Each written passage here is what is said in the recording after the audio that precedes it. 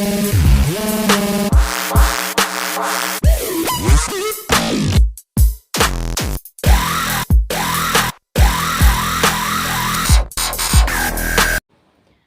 semua, welcome to my YouTube channel. Perkenalkan, nama saya Rina. Saya suka sekali membahas tentang gaya hidup minimalis, frugal living, budgeting, decluttering, dan hal-hal lainnya yang masih berputaran dengan gaya hidup minimalis. Jadi hari ini teman-teman, kita akan membahas tentang 6 konsep hidup minimalis dan cara menerapkannya dalam kehidupan sehari-hari. Tapi sebelum kita melangkah pada konsep kita hari ini, saya ingin menyapa teman-teman dulu. Hai teman semua, apa kabar kalian? Semoga kalian semua dalam keadaan sehat. Saya juga di sini dalam keadaan sehat, dan saya doakan semoga teman-teman semua selalu dimudahkan segala urusannya. Dan hari ini kita akan membahas tentang 6 konsep dalam menjalani gaya hidup minimalis yang dapat Anda terapkan dengan mudah. Gak usah lama-lama, kita langsung saja pada topik kita hari ini. Let's go! Sebelum teman-teman kita mengetahui lebih lanjut tentang gaya hidup minimalis ini, berikut ini adalah prinsip-prinsip hidup minimalis yang dapat teman-teman terapkan dengan mudah dalam kehidupan sehari-hari. Cara yang pertama adalah singkirkan hal-hal yang dapat menghambat perkembangan hidup Anda. Ini adalah cara paling ampuh dalam mengadopsi. Jadi, kunci dari gaya hidup minimalis ini adalah menyingkirkan suatu barang yang dapat menghambat hidup kita atau yang tidak memicukan kegembiraan atau kebahagiaan dalam hidup kita sehari-hari. Misalkan hal ini meliputi gaya hidup, gaya makan, hingga hubungan kita dengan orang lain. Jadi coba teman-teman itu pikirkan atau bayangkan dulu kira-kira selama ini hal apa saja yang bisa menghambat perkembangan hidup teman-teman. Coba untuk teman-teman renungkan kembali, adakah barang-barang atau hal-hal yang bisa menghambat kehidupan teman-teman, bisa menghambat perkembangan hidup teman-teman. Misalkan meliputi 3 hal yang tadi bisa menghambat teman-teman, baik itu dari segi makanan, gaya hidup, bahkan juga hubungan kita dengan orang lain, hubungan kita dengan sesama. Jikalau memang terdapat hal-hal yang dapat menghambat hidup kita, dapat menghambat perkembangan hidup kita, baik itu dengan orang lain, pola makan, atau bahkan dari segi-segi lainnya, maka segera untuk berusaha singkirkan secara perlahan, sehingga hal itu tidak akan lagi ada dalam pikiran kita. Jadi tanamkan mindset kita bahwa hidup minimalis itu adalah hidup sederhana dari segalanya, bukan hanya tentang finansial, tapi dari segalanya. Dan cara yang kedua yaitu mencintai kekosongan. Apa itu mencintai kekosongan? Jadi mencintai kekosongan ini artinya bahwa seorang pengadopsi gaya hidup minimalis ini mencintai space-space yang kosong.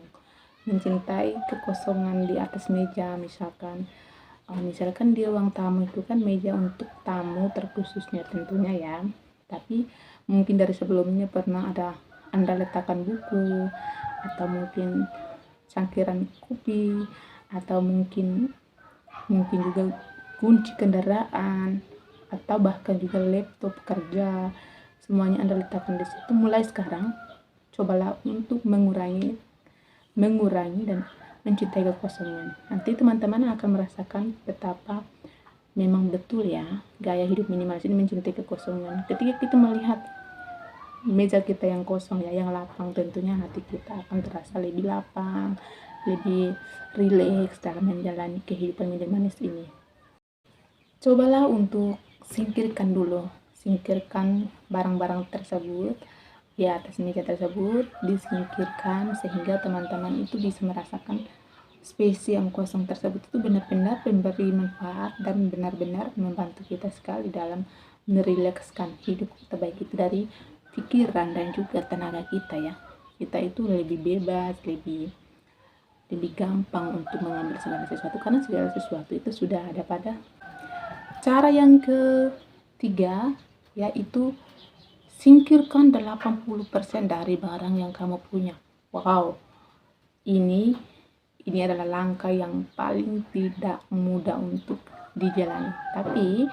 Tapi teman-teman, coba teman-teman terapkan dulu secara perlahan. Teman-teman harus belajar untuk mengikhlaskan. Teman-teman harus belajar untuk merelakan semua itu, pindah tangan. Ya, jadi ini bukanlah hal yang mudah, bukanlah pekerjaan yang mudah. Ini adalah pekerjaan yang paling sulit dalam mengadopsi gaya hidup minimalis, yaitu singkirkan 80% dari barang yang Anda punya. Wow, dari kedengarannya saja sudah mengerikan ya, bagaimana caranya kita mengikhlaskan barang sebanyak itu. Tapi seorang pengadopsi gaya hidup minimalis, jika ia memiliki niat untuk menjadi seorang minimalis, pasti dia akan berusaha untuk mengikhlaskan semua itu, berpindah tangan. Cara yang keempat yaitu makan apa yang dibutuhkan oleh tubuh. Ini adalah cara yang menurut saya gampang ya, mudah ya, karena ini menyangkut kesehatan pribadi kita. Pastinya setiap kita mencintai diri masing-masing ya, sehingga hal ini tidaklah menjadi pekerjaan yang berat dalam hidup minimalis ini.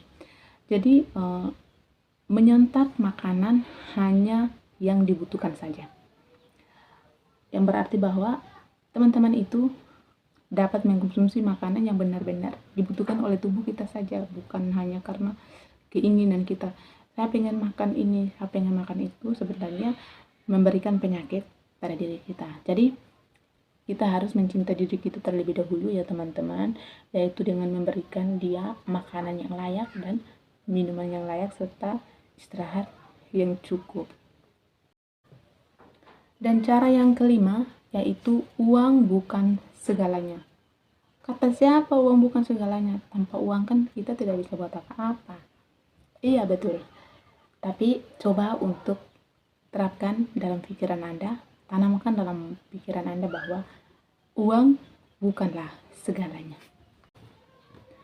Sama halnya dengan barang-barang yang mereka beli, yang orang beli untuk rumah atau sekedar hobi, yang lebih mengutamakan kuantitas bukan kualitas. Jadi yang kita butuhkan dari seorang pengadopsi gaya hidup minimalis ini kualitas diri kita, bukan kuantitasnya uang.